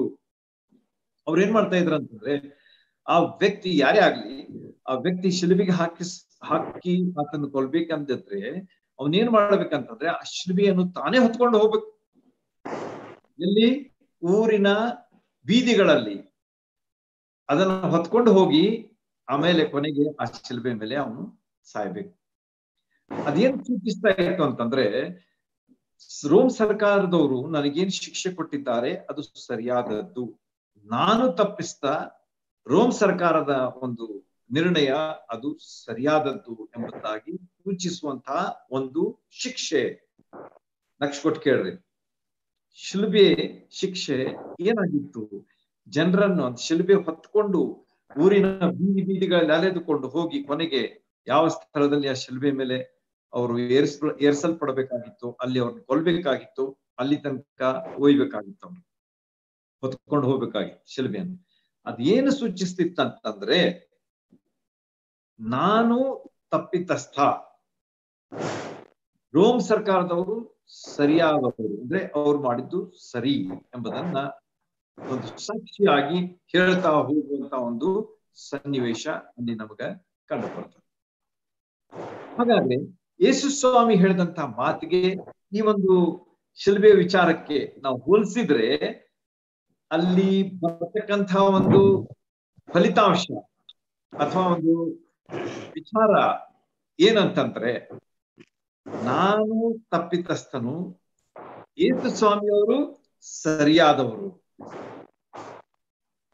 ಯಾವ ರೀತಿಯಾಗಿ ರೋಮ್ ಸರ್ಕಾರ ಹೇಳ್ತದೆ, ಶಿಲುಬೆಯನ್ನು ಹೊತ್ತುಕೊಂಡು ಹೋಗುವಂತ ಮನುಷ್ಯನು ನಾನು ತಪ್ಪಂತ ಹೇಳ್ತಾನೆ, ರೋಮ್ ಸರ್ಕಾರದವರು ಸರಿಯಾದ ರೀತಿಯಲ್ಲಿ ನನಗೆ ದಂಡನೆ ಕೊಡ್ತಾ ಇದ್ದಾರೆ, ಆದ ಕಾರಣ ಅವರು ಸರಿ ಎಂಬುದಾಗಿ ಒಪ್ಪಿಕೊಳ್ತಾನೆ. ಅದೇ ರೀತಿಯಾಗಿ ಯೇಸು ಸ್ವಾಮಿಯವರು ಹೇಳ್ತಾ ಇದ್ದಾರೆ, ನಿನ್ನ ಶಿಲುಬೆಯನ್ನ ಹೊತ್ತುಕೊಂಡು ನನ್ನ ಹಿಂದೆ ಬಾ ಅಂದ್ರೆ, ನಾನು ತಪ್ಪಿತಸ್ಥನು, ಯೇಸು ಸ್ವಾಮಿಯವರು ಸರಿಯಾದವರು. ಅವರು ಮಾಡುವಂಥದ್ದು ಸರಿ, ಅವರು ಹೇಳುವಂಥದ್ದು ಸರಿ, ಅವರು ನಡೆಸುವಂಥದ್ದು ಸರಿ ಎಂಬುದನ್ನ ನಾನು ಒಪ್ಪಿಕೊಂಡು ಬಹಿರಂಗವಾಗಿ ಅದನ್ನ ಘೋಷಿಸ್ತೇನೆ ಎಂಬುದೇ ಈ ಮಾತಿನ ಒಂದು ಅರ್ಥ. ಆದ ಕಾರಣ ನಮ್ಮ ಜೀವನದಲ್ಲಿ ನಾವು ಏನ್ ಮಾಡ್ಬೇಕಂತಂದ್ರೆ, ನಾನು ತಪ್ಪಿತಸ್ಥ, ಆದ್ರೆ ಯೇಸು ಸ್ವಾಮಿ ಸರಿಯಾದವರು, ಅವರು ಹೇಳಿದ ಹಾಗೆ ನಾನು ಮಾಡ್ತೇನೆ ಎಂಬಂತಹ ಒಂದು ವಿಚಾರ ನಮ್ಮಲ್ಲಿ ಯಾವಾಗಲೂ ಇರ್ಬೇಕು. ಈ ರೀತಿಯಾಗಿ ಸ್ವಾಮಿ ಹೇಳ್ತಾರೆ ಏನಂತ ಹೇಳಿ, ನನ್ನ ಹಿಂದೆ ನೀನ್ ಬರ್ಬೇಕು, ನಿನ್ನ ಶಿಲುಬೆಯನ್ನು ಹೊತ್ಕೊಂಡು ಬರ್ಬೇಕು, ಆಗ ನೀನು ನನ್ನ ಶಿಷ್ಯನಾಗ್ತಿ ಎಂಬುದಾಗಿ. ಶಿಷ್ಯನ ಒಂದು ಕಲ್ಸ. ಮತ್ತೆರಡು ವಿಚಾರಗಳನ್ನ ಹೇಳ್ತಾರೆ. ಸಮಯ ಹೋಗ್ತಾ ಇದೆ, ಅದ ಕಾರಣ ವಿವರಿಸ್ಲಿಕ್ಕೆ ಆಗುದಿಲ್ಲ. ಆಮೇಲೆ ಅದನ್ನು ಓದ್ರಿ. 4ನೇ ಅಧ್ಯಾಯ ಲೂಕನ ಸುವಾರ್ತೆ 25-35 ವಚನಗಳಲ್ಲಿ ಅಲ್ಲಿ ಬರೆದಂತಹ ವಿಚಾರವನ್ನ ನಾನು ಕ್ಲುಪ್ತವಾಗಿ ಹೇಳ್ತೇನೆ, ಯಾಕಂದ್ರೆ ಅದು ಈ ವಿಷಯಕ್ಕೆ ಸಂಬಂಧಿಸಿದ ಅದನ್ನ ನಾನು ಸ್ಕಿಪ್ ಮಾಡ್ಲಿಕ್ಕೆ ಮನಸ್ಸು ಮಾಡ್ತಾ ಇಲ್ಲ. 2 ವಿಚಾರಗಳನ್ನ ಹೇಳ್ತಾರೆ. ಮೊದಲನೇದಾಗಿ ಒಬ್ಬ ಕಟ್ಟಡ ಕಟ್ಟಿಸುವಂತಹ ವ್ಯಕ್ತಿಯ ವಿಷಯವಾಗಿ ಹೇಳ್ತಾರೆ. ಕಟ್ಟಡ ಕಟ್ಟಿಸುವಂತಹ ವ್ಯಕ್ತಿ, ಆತನು ಕಟ್ಟಡ ಕಟ್ಟಿಸ್ಬೇಕಂದ ಕೂಡಲೇ ಕುಳಿತುಕೊಳ್ತಾನೆ, ವಿಚಾರ ಮಾಡ್ತಾನೆ ಏನಂತೇಳಿ, ನಾನು ಕಟ್ಟುವಂತಹ ಮನೆ ಎಷ್ಟು ದೊಡ್ಡದಾಗಿರ್ಬೇಕು, ಅದರ ಅಳತೆ ಹೇಗಿರ್ಬೇಕು, ಅದರಲ್ಲಿ ಎಷ್ಟು ರೂಮ್ಸ್ ಇರ್ಬೇಕು, ಆಮೇಲೆ ಅದಕ್ಕೆ ತಗಲುವಂತಹ ವೆಚ್ಚ ಎಷ್ಟು, ಖರ್ಚು ಎಷ್ಟಾಗ್ತದೆ, ಎಲ್ಲಾ ವಿಷಯಗಳನ್ನ ಆತನು ಕೂಡಿ ಹಾಕಿ ಕೊನೆಗೆ ಒಂದು ನಿರ್ಧಾರ ತೆಗೆದುಕೊಳ್ತಾನೆ. ಏನಂತ ಹೇಳಿ, ನನ್ನ ಕಡೆಗೆ ಒಂದು ಉದಾಹರಣೆ ಹೇಳ್ತಾ ಇದ್ದೇನೆ, 5 ಲಕ್ಷ ರೂಪಾಯಿ ಇದಾವೆ ಅಥವಾ 10 ಲಕ್ಷ ರೂಪಾಯಿ ಇದಾವೆ, ಅದಕ್ಕೆ ನಾನು ಯೋಚಿಸಿದಂತ ಮನೆಯನ್ನು ಕಟ್ಸ್ಲಿಕ್ಕೆ ಆಗ್ತದೋ ಎಂಬುದನ್ನ ಆತನು ವಿಚಾರ ಮಾಡ್ತಾನೆ. ಒಂದು ವೇಳೆ ಕಡಿಮೆ ರೊಕ್ಕ ಇತ್ತು, ಅವನು ಆ ಒಂದು ದೊಡ್ಡ ಯೋಜನೆಯಿಂದ ಒಂದು ಕಟ್ಟಡ ಕಟ್ಟಿಸ್ಲಿಕ್ಕೆ ಶುರು ಮಾಡಿದ್ರೆ ಆ ಕಟ್ಟಡ ಮುಗಿದಿಲ್ಲ, ಪೂರ್ತಿ ಆಗುವುದಿಲ್ಲ. ನೋಡ್ರಿ, ಓದ್ರಿ, ಸ್ಪಷ್ಟವಾಗಿ ಹೇಳ್ತಾರೆ ಸ್ವಾಮಿ ಅವರು. ಅವ್ರು ಹೇಳ್ತಕ್ಕಂಥ ಉದಾಹರಣೆಯನ್ನ ನಿಮ್ಗೆ ಶಾರ್ಟ್ ಕಟ್ ಆಗಿ ಹೇಳ್ತಾ ಇದ್ದೇನೆ. ಇದನ್ನ ಸ್ವಾಮಿ ಯಾಕೆ ಹೇಳಿದ್ರು ಅಂತಂದ್ರೆ, ನನ್ನ ಹಿಂದೆ ಬರುವಾಗ ನೀನು ವಿಚಾರ ಮಾಡಿ ಬರ್ಬೇಕು, ಕೌಂಟ್ ದ ಕಾಸ್ಟ್. ನನ್ನ ಹಿಂದೆ ಬರ್ಬೇಕಾದ್ರೆ ಬಹಳ ಸುಲಭ ಅಂತ ಹೇಳಿ ತಿಳ್ಕೊಬೇಡ, ಆದ್ರೆ ನೀನು ಮಾಡಬೇಕಾದದ್ದನ್ನ ತಿಳ್ಕೊಂಡು ಬಾ ಅಂತ ಹೇಳ್ತಾರೆ. ನನ್ನ ಹಿಂದೆ ಬರೋನು ತನ್ನ ಶಿಲುಬೆಯನ್ನು ಹೊತ್ಕೊಂಡು ನನ್ನ ಹಿಂದೆ ಬರ್ಲಿ ಎಂಬುದಾಗಿ ಹೇಳ್ತಾರೆ. ಯೇಸು ಸ್ವಾಮಿಯವರು ಸರಿಯಾಗಿದ್ದಾರೆ, ಅವ್ರ ಹಿಂದೆ ನಾನು ಹೋಗ್ತೇನೆ, ಏನೇ ಬರ್ಲಿ ನಾನು ಅದಕ್ಕೆ ಸಿದ್ಧನಿದ್ದೇನೆ ಎಂಬಂತಹ ಒಂದು ನಿರ್ಧಾರ ನಿಂದಾಗಿರಬೇಕು. ಮತ್ತೊಂದು ಉದಾಹರಣೆ ಹೇಳ್ತಾರೆ. ಒಬ್ಬ ಅರಸಿದ್ದ. ಆ ಅರಸ ಏನ್ ಮಾಡದ ಅಂತಂದ್ರೆ, ಮತ್ತೊಬ್ಬ ಅರಸನ ವಿರುದ್ಧವಾಗಿ ಅವನು ಯುದ್ಧ ಮಾಡ್ಲಿಕ್ಕೆ ಹೋಗ್ಬೇಕಾದ್ರೆ ಮೊದಲಿಗೆ ಕುಂತು ಲೆಕ್ಕ ಹಾಕ್ತಾನೆ. ಏನಂತ ಹೇಳಿ, ನನ್ನ ವಿರುದ್ಧವಾಗಿ ಇರ್ತಕ್ಕಂತಹ ಅರಸನ ಹತ್ತಿರ ಎಷ್ಟು ಸೈನಿಕರಿದ್ದಾರೆ, ಅಥವಾ ಅವನ ಕಡೆಗೆ ಯಾವ ಆಯುಧಗಳಿವೆ, ಅಥವಾ ಯಾವ್ಯಾವ ವಿಷಯಗಳನ್ನ ನಾನು ಎದುರಿಸ್ಬೇಕಾಗ್ತದೆ, ನನ್ನ ಕಡೆಗೆ ಎಷ್ಟಿದೆ, ಇದು ಸಾಕಾಗ್ತದೋ ಅಥವಾ ಇಲ್ಲವೋ, ನಾನು ಯುದ್ಧ ಮಾಡ್ಬೇಕು ಅಥವಾ ಹೋಗಿ ನಾನು ಸಂಧಾನ ಮಾಡ್ಕೊಳ್ಬೇಕು, ಎಲ್ಲಾ ವಿಚಾರಗಳನ್ನ ಅವನು ಕುಂತು ಯೋಚಿಸ್ಬೇಕು. ಇಲ್ಲ ಅಂತಂದ್ರೆ ಸೋತು ಹೋಗ್ತಾನೆ ಅವನು. He will not win, but on the other hand he will lose. ಯೇಸು ಸ್ವಾಮಿ ಅವ್ರು ಹೇಳ್ತಾರೆ. ಹೀಗಿರುವಾಗ ಈ ವಿಷಯಗಳನ್ನ ನೀವು ತಿಳ್ಕೊಳ್ರಿ. ನೀವು ನನ್ನ ಹಿಂದೆ ಬರ್ಬೇಕಾದ್ರೆ ನನ್ನ ಮಾತನ್ನು ಕೇಳಿ ನಡಿಬೇಕು, ಆಗ ನೀವು ನನ್ನ ಶಿಷ್ಯರಾಗ್ತೀರಿ, ನಿಮ್ಮ ಜೀವನ ಅದು ಆಶೀರ್ವಾದಪ್ರದ ಆಗಿರ್ತದೆ ಎಂಬುದನ್ನ ಸ್ವಾಮಿ ಈ ಭಾಗದಲ್ಲಿ ಹೇಳಿ ಆ ಭಾಗ ಅಲ್ಲಿ ಮುಗಿಸ್ತಾರೆ. ಶಿಷ್ಯತ್ವದ ಒಂದು ವಿಚಾರವನ್ನ ಹೇಳ್ತಾರೆ. 2ನೇ ಭಾಗಕ್ಕೆ ನಾವು ಬರುವಾಗ ಅಲ್ಲಿ ಯೇಸು ಸ್ವಾಮಿಯನ್ನ ಹಿಂಬಾಲಿಸದೇ ಇರಲು ಅನೇಕ ಕಾರಣಗಳಿವೆ. ಮೊದಲೇದು ನಾವು ನೋಡ್ತೀವಿ ಏನಂತ ಹೇಳಿ, ಕಂಫರ್ಟ್ ಝೋನ್, ನಮಗೆ ಬಹಳ ಒಳ್ಳೇದಾಗಿ ಅನಿಸುವಂತಹ ವಾತಾವರಣ, ಸ್ಥಿತಿಗತಿಗಳು ಇರುವಂತಹ ವಿಚಾರಗಳು, ಅವುಗಳನ್ನ ನಾವು ಬಿಟ್ಟು ಸ್ವಾಮಿಯವರು ಏನ್ ಹೇಳ್ತಾರೆ ಅದನ್ನ ನಾವು ಮಾಡುವಂತ ಮನೋಸ್ಥಿತಿಯನ್ನ ಹೊಂದಿಕೊಂಡವರಾಗಿರಬೇಕು. ಮೈಂಡ್ ಸೆಟ್ ಅಂತ ಹೇಳ್ತಾರೆ ಇಂಗ್ಲಿಷ್ ನಲ್ಲಿ, ಬಹಳ ಸುಂದರವಾದಂತಹ ಮಾತು. We should set our mind. ನಮ್ಮ ಮನಸ್ಸನ್ನ ನಾವ್ ಏನ್ ಮಾಡ್ಬೇಕು, ಸೆಟ್ ಮಾಡ್ಬೇಕು. ಎಷ್ಟೋ ಸಲ ನಾವು ನೋಡ್ತೀವಲ್ಲ, ಸೆಟ್ ಮಾಡದಿದ್ರೆ ಆಗುದೇ ಇಲ್ಲ. ಈಗ ನೀವು ಯಾವ್ದೇ ಒಂದು ವಸ್ತು ತಂದು ಎಲ್ಲರೇ ಇಟ್ರೆ ಅದು ಸರಿ ಅನ್ಸೋದಿಲ್ಲ ನಿಮ್ಗೆ. ಈಗ ಒಂದು ಒಳ್ಳೆಯ ಒಂದು ಶೋ ಕೇಸ್ ಅಂತ ತಂದು ಎಲ್ಲೋ ಒಂದು ಮೂಲೆಯಲ್ಲಿ ಇಟ್ರೆ ಅದ್ರದ್ದು ಉಪಯೋಗ ಆಗೋದಿಲ್ಲ. You always think about it. ಅದನ್ನ ಎಲ್ಲಿಟ್ರೆ ಅದು ಒಳ್ಳೇದಾಗಿ ಕಾಣ್ತದೆ, ಎಲ್ಲಿಟ್ರೆ ಅದ್ರ ಉಪಯೋಗ ಆಗ್ತದೆ, ಎಲ್ಲಿಟ್ರೆ ಅದು ಚಂದ ಕಾಣ್ತದೆ ಎಂಬುದನ್ನ ನೀವು ವಿಚಾರ ಮಾಡ್ತೀರಿ. You set your mind to the thing that you have got. ನೀವು ಖರೀದಿಸಿ ಉಪಯೋಗಿಸಬೇಕಾದಂತಹ ವಸ್ತು ಎಲ್ಲಿರ್ಬೇಕು ಎಂಬುದನ್ನ ನೀವು ವಿಚಾರ ಮಾಡಿ ನಿಮ್ಮ ಮನೋಸ್ಥಿತಿಯನ್ನ ಸಿದ್ಧ ಮಾಡ್ಕೊಳ್ತೀರಿ. ಅದರ ಪ್ರಕಾರ ಇಟ್ಟಾಗ ಅದು ಒಳ್ಳೇದಾಗ್ತದೆ, ಚಂದ ಕಾಣ್ತದೆ, ಅದರ ಉಪಯೋಗ ಆಗ್ತದೆ. ಆಮೇಲೆ ಅದನ್ನ ನೀವು ಆನಂದಿಸ್ತೀರಿ ಎಲ್ಲೇ ಇದ್ರು ನೀವು ಮಾಡಿದಂತಹ ರೀತಿಯಲ್ಲಿ. ಹೀಗಿರುವಾಗ ಸ್ವಾಮಿ ಇಲ್ಲಿ ಹೇಳುವಂತಹ ವಿಚಾರ ಏನಂತಂದ್ರೆ, ನಮ್ಮ ಮನೋಸ್ಥಿತಿ ಹೇಗಿರ್ಬೇಕು ಎಂಬುದನ್ನು ಅವರು ತಿಳಿಸ್ಕೊಡ್ತಾ ಇದ್ದಾರೆ. ಎರಡನೇ ಭಾಗದಲ್ಲಿ ಬರುವಾಗ ಈಗಾಗಲೇ ನೀವು ಓದಿದ್ದೀರಿ ಅದನ್ನ, ಯೋಹಾನ ಸುವಾರ್ತೆ 3:19 ಅಲ್ಲಿ ಅವರು ಹೇಳುವಂತಹ ವಿಚಾರ ಬಹಳ ಸುಂದರವಾದಂಥದ್ದು ಮತ್ತು ಬಹಳ ಮುಖ್ಯವಾದಂತಹ ಒಂದು ವಿಷಯ. ಅದೇನಂತಂದ್ರೆ, ಬೆಳಕು ಲೋಕಕ್ಕೆ ಬಂದಿದ್ದರೂ ಮನುಷ್ಯರ ಕೃತ್ಯಗಳು ಕೆಟ್ಟದವುಗಳಾಗಿರುವುದರಿಂದ ಅವರು ಬೆಳಕಿಗಿಂತ ಕತ್ತಲೆಯನ್ನೇ ಹೆಚ್ಚಾಗಿ ಪ್ರೀತಿಸಿದರು. ಇಲ್ಲಿ ಎರಡು ಮಾತುಗಳನ್ನ ಸ್ವಾಮಿ ಹೇಳ್ತಾ ಇರ್ತಾರೆ. ಮೊದಲನೇದಾಗಿ ಬೆಳಕು, ಎರಡನೇದಾಗಿ ಕತ್ತಲು. ಇವೆರಡು ಒಂದ್ ಕಡೆ ಇರುವುದಿಲ್ಲ. ನೀವು ಬೆಳಕಿನಲ್ಲಾರ ಇರ್ತೀರಿ ಅಥವಾ ಕತ್ತಲೆಯಲ್ಲಿಯಾರ ಇರ್ತೀರಿ. ಈಗ ನೋಡ್ರಿ, ಲೈಟ್ ಹೋತಂದ್ರೆ ಎಲ್ಲ ಕತ್ತಲಾಗ್ಬಿಡ್ತಾವ ಆಮೇಲೆ. You will not have any light. ಆಗ ನೀವ್ ಏನ್ ಮಾಡ್ಬೇಕು ಗೊತ್ತಾಗುದಿಲ್ಲ. ಆಗ ನೀವೇನ್ ಮಾಡ್ತೀರಿ, ಎಮರ್ಜೆನ್ಸಿ ಲೈಟರ್ ಹಚ್ತೀರಿ, ಅಥವಾ ಇನ್ವರ್ಟರ್ ಆನ್ ಮಾಡ್ತೀರಿ, ಅಥವಾ ಜನರೇಟರ್ ಹಚ್ತೀರಿ. ಆಗ ನಿಮ್ಗೆ ಮತ್ತೆ ತಿರುಗಿ ಬೆಳಕು ಬರ್ತದೆ. ನಾನು ಯಾಕೆ ಹೇಳ್ತಾ ಇದ್ದೀನಿ ಅಂತಂದ್ರೆ, these are the two things which don't happen together. ಒಟ್ಟಾಗಿ ಒಮ್ಮೆ ಆಗುದಿಲ್ಲ. ಬೆಳಕರೆ ಇರ್ತದೆ, ಕತ್ಲೆರೆ ಇರ್ತದೆ. ಅವು ಒಂದಕ್ಕೊಂದು ವಿರುದ್ಧವಾದಂತಹ ವಿಚಾರಗಳು. ಆದ ಕಾರಣ ಯೇಸು ಸ್ವಾಮಿ ಈ ಒಂದು ಉದಾಹರಣೆಯನ್ನ ಚಂದವಾಗಿ ಹೇಳ್ತಾ ಇದ್ದಾರೆ. ಏನ್ ಹೇಳ್ತಾರೆ, ಲೋಕಕ್ಕೆ ಬೆಳಕು ಬಂದಿದ್ರು ಮನುಷ್ಯರ ಕೃತ್ಯಗಳು ಕೆಟ್ಟದವುಗಳಾಗಿರೋದ್ರಿಂದ ಅವರು ಬೆಳಕಿಗಿಂತ ಕತ್ತಲೆಯನ್ನೇ ಹೆಚ್ಚಾಗಿ ಪ್ರೀತಿಸಿದರು. ಎರಡು ವಿಚಾರಗಳಲ್ಲಿ ಕತ್ತಲೆ ಮತ್ತು ಬೆಳಕಿನ ವಿಷಯಗಳ ಬಗ್ಗೆ ಅವರು ಹೇಳ್ತಾ ಇರುವಾಗ, ಅಲ್ಲಿ ಅವರು ನಮ್ಮ ಮುಂದೆ ಇರತಕ್ಕಂತ ವಿಚಾರಗಳನ್ನ ಅಥವಾ ವಿಷಯಗಳನ್ನ ಅವರು ಇಲ್ಲಿ ವಿವರಿಸ್ತಾ ಇದ್ದಾರೆ. ಕತ್ತಲೆ ಏನ್ ಮಾಡ್ತದೆ ಅಂತ ನಾ ಪ್ರಶ್ನೆ ಕೇಳಿದ್ರೆ ನೀವೆಲ್ಲಾರು ಹೇಳ್ತೀರಿ ಏನಂತ ಹೇಳಿ, ಇಟ್ ಹೈಡ್ಸ್. ಅದು ಮುಚ್ಚಿಬಿಡ್ತದೆ. ಈಗ ನಾವು ಕತ್ತಲೆ ಒಳಗೆ ಹೋಗಿ ಅವಿತ್ಕೊಂಡ್ರೆ ಯಾರು ಕಾಣುದೇ ಇಲ್ಲ. We are not seen to others. ಬೇರೆಯವ್ರಿಗೆ ನಾವು ಕಾಣುದಿಲ್ಲ ಅದನ್ನ. ಅಂದ್ರೆ ನಾವು ಕಾಣುವುದಿಲ್ಲ ಅಂತ ಹೇಳಿ ನೀವೆಲ್ಲರೂ ಹೇಳ್ತೀರಿ. ಯಾಕೆ? ಕತ್ತಲೆ ಒಳಗೆ ನಿಮ್ಗೆ ಏನು ಕಾಣುದಿಲ್ಲ.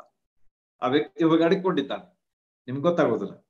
ಅದೇ ರೀತಿಯಾಗಿ ಮನುಷ್ಯ ಏನ್ ಮಾಡ್ತಾನೆ ಅಂತಂದ್ರೆ, ಕತ್ತಲೆಯಲ್ಲಿ ಕೆಟ್ಟ ಕೆಲಸಗಳನ್ನ ಮಾಡ್ತಾನೆ.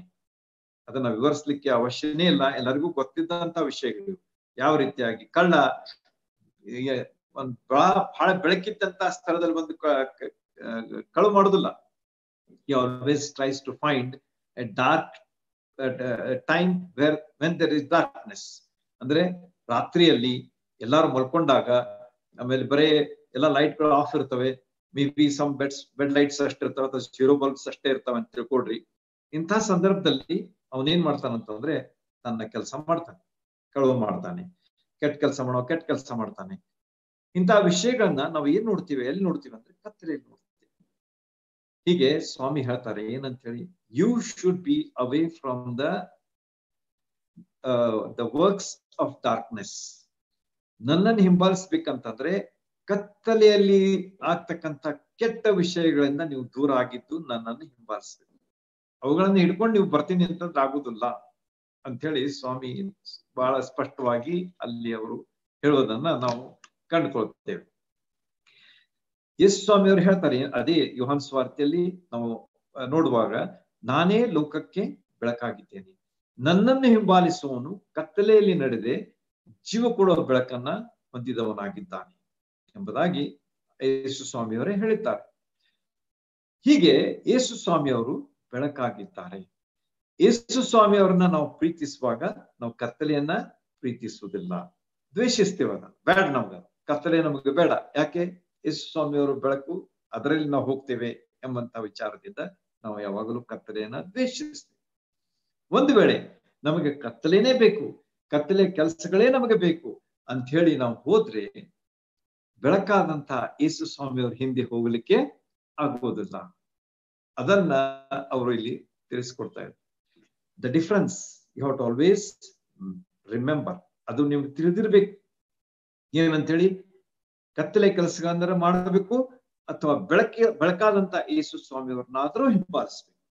ಎರಡೂ ಮಾಡ್ತೇನೆ ಅಂತಂದ್ರೆ ಆಗುವುದಿಲ್ಲ ಎಂಬುದಾಗಿ ಅವರು ಸ್ಪಷ್ಟವಾದಂತಹ ಒಂದು ತಿಳುವಳಿಕೆಯನ್ನ ಈ ಒಂದು ಉದಾಹರಣೆ ಮೂಲಕ ನಮ್ಗೆ ತಿಳಿಸಿ ಕೊಡ್ತಾ ಇದ್ದಾರೆ. ಹೀಗೆ ನಮ್ಮ ಜೀವನದಲ್ಲಿ ನಾವು ಬೆಳಕಿನವರಾಗಿ ಯೇಸು ಸ್ವಾಮಿಯವರ ಹಿಂದೆ ಹೋಗ್ಬೇಕೇ ಹೊರತು ಕತ್ತಲೆಯಲ್ಲಿ ಇದ್ದುಕೊಂಡು ಕತ್ತಲೆ ವಿಷಯಗಳನ್ನ ಪ್ರೀತಿಸಿ ಕತ್ತಲೆಯಲ್ಲ ಆಗ್ತಕ್ಕಂಥ ಕೆಟ್ಟ ಕಾರ್ಯಗಳನ್ನ ನಾವು ಮಾಡುವಂತವರಾಗಿದ್ರೆ ಯೇಸು ಸ್ವಾಮಿಯವರನ್ನ ಎಂದಿಗೂ ಹಿಂಬಾಲಿಸ್ಲಿಕ್ಕೆ ಆಗುವುದಿಲ್ಲ. ಆದ ಕಾರಣ ನಾವು ಈ ಒಂದು ವಿಷಯವನ್ನ ನಾವು ತಿಳ್ಕೊಂಡಿರ್ಬೇಕು.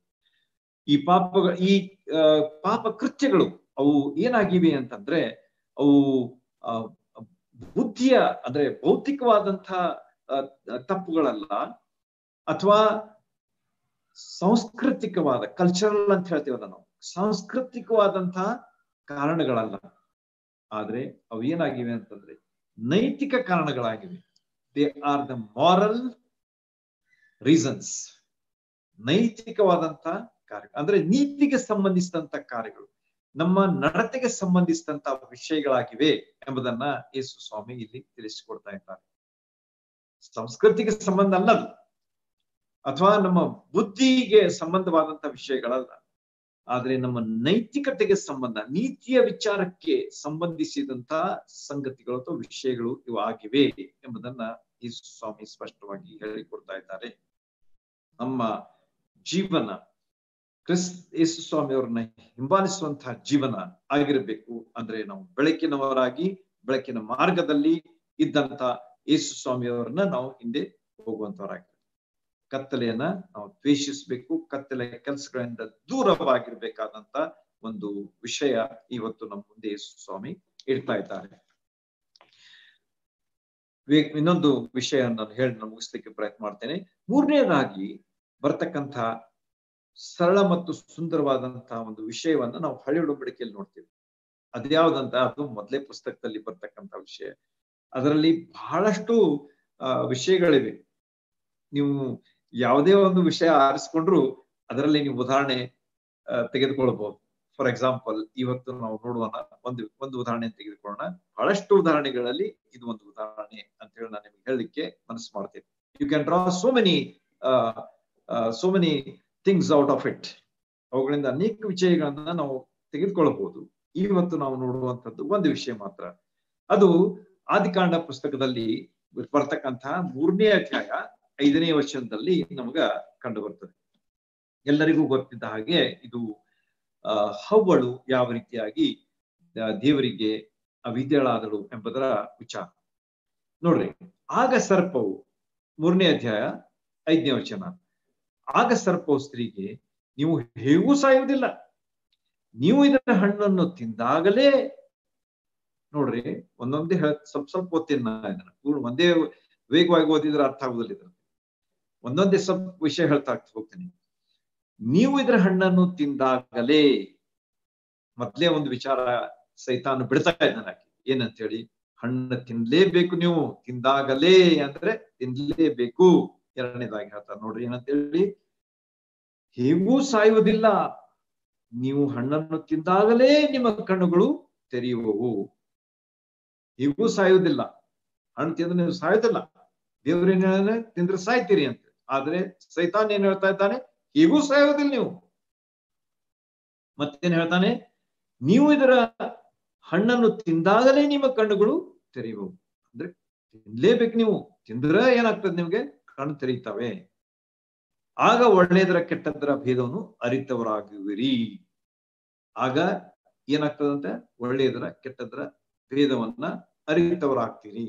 ನೋಡ್ರಿ, ಸೈತಾನು ಯಾವ ರೀತಿಯಾಗಿ ಎಷ್ಟು ಮೋಸಕರವಾದಂತಹ ವಿಷಯಗಳನ್ನ ಜನರ ಜೀವನದಲ್ಲಿ ಮಾಡ್ತಾನೆ ಎಂಬುದಕ್ಕೆ ಈ ಕೆಲವು ಮಾತುಗಳು ಸ್ಪಷ್ಟವಾದಂತ ವಿವರಣೆಗಳಾಗಿವೆ. ಮತ್ತೊಂದು ಹೇಳ್ತಾನೆ ನೋಡ್ರಿ, ಏನಂತ, ಇದು ದೇವರಿಗೆ ಚೆನ್ನಾಗಿ ಗೊತ್ತುಂಟು. ಇದು ದೇವರಿಗೆ ಚೆನ್ನಾಗಿ ಗೊತ್ತುಂಟು. ನೋಡ್ರಿ, ಯಾವ ರೀತಿಯಾಗಿ ಅವನು ಅವಳನ್ನ ಮೋಸಗೊಳಿಸ್ತಾ ಇದ್ದಾನೆ, ಕನ್ಫ್ಯೂಸ್ ಮಾಡ್ತಾ ಇದ್ದಾನೆ, ದಿಕ್ ತಪ್ಪಿಸ್ತಾ ಇದ್ದಾನೆ ಎಂಬುದನ್ನ ನೀವು ಇಲ್ಲಿ ತಿಳ್ಕೊಳ್ಬೇಕಾದದ್ರ ಅವಶ್ಯಕತೆ ಇದೆ. ಹೇಳಲಿಕ್ಕೆ ಬಹಳ ಸಮಯ ಬೇಕು. ಆದ್ರೆ ನೀವು ಕುಂತ ಅಭ್ಯಾಸ ಮಾಡ್ರಿ, ಆಗ ನಿಮ್ಗೆ ಗೊತ್ತಾಗ್ತದೆ. ವ್ಯಾವಹಾರಿಕವಾಗಿ ನಾವು ಯಾವ ರೀತಿಯಾಗಿ ಈ ಸೈತಾನ್ನ ಮಾತುಗಳಿಗೆ ಸೋತ್ ಹೋಗ್ತೇವೆ ಎಂಬುದನ್ನ ನಾವು ತಿಳ್ಕೊಳ್ಬೇಕು. ನಾನು ಯಾವಾಗಲೂ ನಿಮಗೆ ವಿವರಿಸುವಾಗ ಅಥವಾ ನಾನು ದೇವ್ರ ವಾಕ್ಯ ಹೇಳ್ತಿರುವಾಗ I always think about the application part. ಅಂದ್ರೆ ನಮ್ಮ ವ್ಯಾವಹಾರಿಕ ಜೀವನದಲ್ಲಿ ಅದರ ಒಂದು ಉಪಯೋಗ ಹೇಗಾಗ್ತದೆ ಎಂಬುದರ ವಿಚಾರ ನನಗೆ ಯಾವಾಗಲೂ ಇರ್ತವೆ. ನಾನು ಹೇಗೆ ಹೇಳ್ಬೋದು, ನಿಮ್ಗೆ ಬಹಳಷ್ಟು ಒಳ್ಳೆ ರೀತಿಯಿಂದ ಹೇಳ್ಬೋದು. ಆದ್ರೆ ಅದರ ಒಂದು ಅನ್ವಯಿಸುವಿಕೆ ನಮ್ಮ ಜೀವನದಲ್ಲಿ ಇರ್ಲಿಲ್ಲ ಅಂದ್ರೆ ಅದರ ಒಂದು ಆಶೀರ್ವಾದ ನಮಗೆ ಸಿಗುವುದಿಲ್ಲ. ಅದನ್ನ ಸ್ವಲ್ಪ ನನ್ನ ಗಮನದಲ್ಲಿಕೊಂಡು ದೇವರ ಆತ್ಮನ ಸಹಾಯದಿಂದ ಹೇಳಲಿಕ್ಕೆ ಪ್ರಯತ್ನ ಮಾಡ್ತಿರ್ತೇನೆ ಯಾವಾಗ. ಆದ ಕಾರಣ ನಾವು ತಿಳ್ಕೊಳ್ಬೇಕು ಏನಂತ ಹೇಳಿ, ಈ ಕೆಲವು ಮಾತುಗಳಿಂದ ಸೈತಾನು ಯಾವ ರೀತಿಯಾಗಿ ಹವಳನ್ನ ಮೋಸಗೊಳಿಸ್ತಾನೆ ಎಂಬುದನ್ನ ಈ ಭಾಗ ನಮಗೆ ತಿಳಿಸ್ಕೊಡ್ತದೆ. ಇಲ್ಲಿ ಅವನೇನ್ ಹೇಳ್ತಾನೆ ಅಂತಂದ್ರೆ, ದೇವರ ನೀವೇನಾಗ್ರಿ ದೇವ್ರು ಹೀಗೆ ಹೇಳ್ತಾನಂತಿರಲ್ಲ, ನೀವು ತಿಂದ್ ನೋಡ್ರಿ ಹೆಂಗೂ ಸಾಯೋದಿಲ್ಲ, ನೀವು ದೇವರ ಹಂಗಾಗ್ಬಿಡ್ತೀರಿ ಅಂದ್ರೆ ನಿಮ್ಗೆ ಒಳ್ಳೇದ್ರ ಕೆಟ್ಟದ್ರ ಅರಿವು ನಿಮ್ಗೆ ಗೊತ್ತಾಗ್ಬಿಡ್ತದೆ.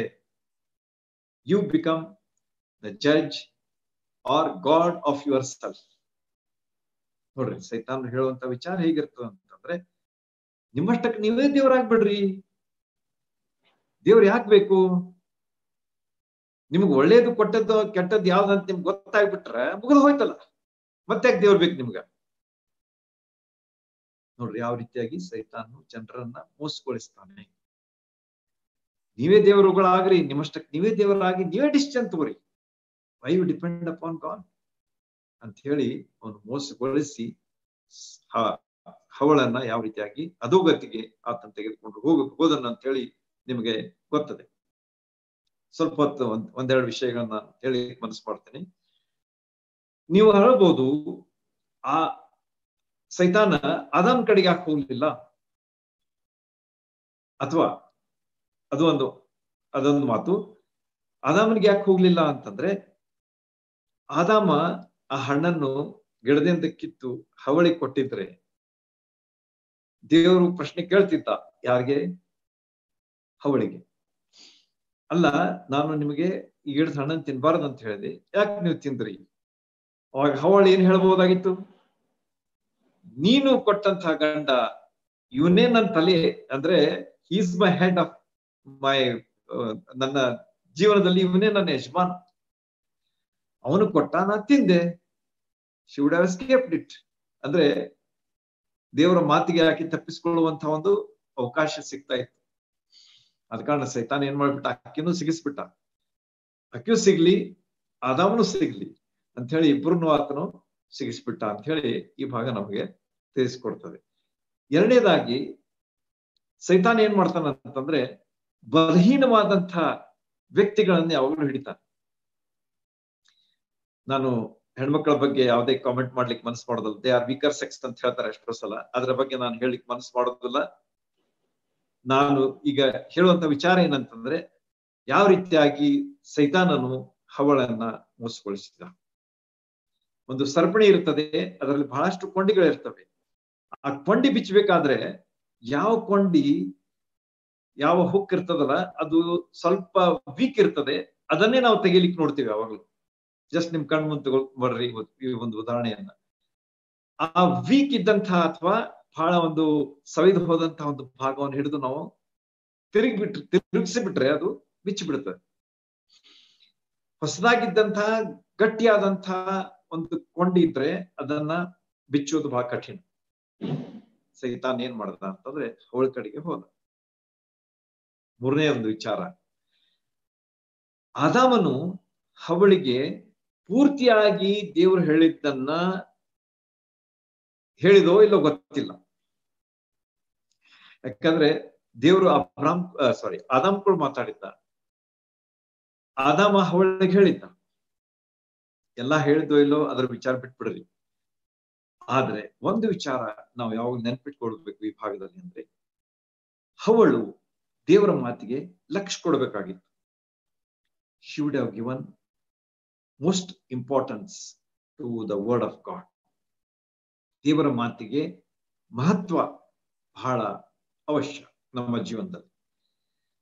ದೇವ್ರ ಮಾತಿಗೆ ನಾವು ಎಷ್ಟು ಮಹತ್ವ ಕೊಡ್ತೇವೆ ಅಷ್ಟು ನಮ್ಗೆ ಒಳ್ಳೇದಾಗ್ತದೆ. ಎಷ್ಟು ಅಲಕ್ಷ್ಯ ಮಾಡ್ತೇವೆ ಅಷ್ಟು ನಾವು ಬಿದ್ದು ಹೋಗ್ತೇವೆ. ದೇವ್ರ ವಾಕ್ಯ ಮೇಲೆ ದಾಳಿ ಮಾಡಿದವನು ಯಾರಂತಂದ್ರೆ ಸೈತಾನ. ದೇವ್ರ ಮಾತುಗಳನ್ನ ತಿರುಚಿ ಹೇಳದ, ತನಗೆ ಯಾವ ರೀತಿಯಾಗಿ ಬೇಕೋ ಆ ರೀತಿಯಾಗಿ ಹೇಳ್ತಾ ಹೋದ. ಈಗಾಗಲೇ ಓದಿದ್ದೇವೆ ಅದನ್ನ. ಅವರ ಮನಸ್ಸಿನಲ್ಲಿ ಸಂಶಯ ಹುಟ್ಟಿಸಿದ. ಅವರು ಬಿದ್ದು ಹೋಗುವಂತೆ ಆತನು ಯಶಸ್ವಿಯಾದ. ದೇವರ ವಾಕ್ಯ ಬಹಳ ಅವಶ್ಯ ನಮ್ಮ ಜೀವನದಲ್ಲಿ. ಅದನ್ನ ನಾವು ಯಾವಾಗ್ಲೂ ಗಮನಿಸಿ ನಡೆಯಬೇಕು. ಯವನಸ್ಥನು ತನ್ನ ನಡತೆಯನ್ನು ಶುದ್ಧಪಡಿಸಿಕೊಳ್ಳುವುದು ಯಾವುದರಿಂದ?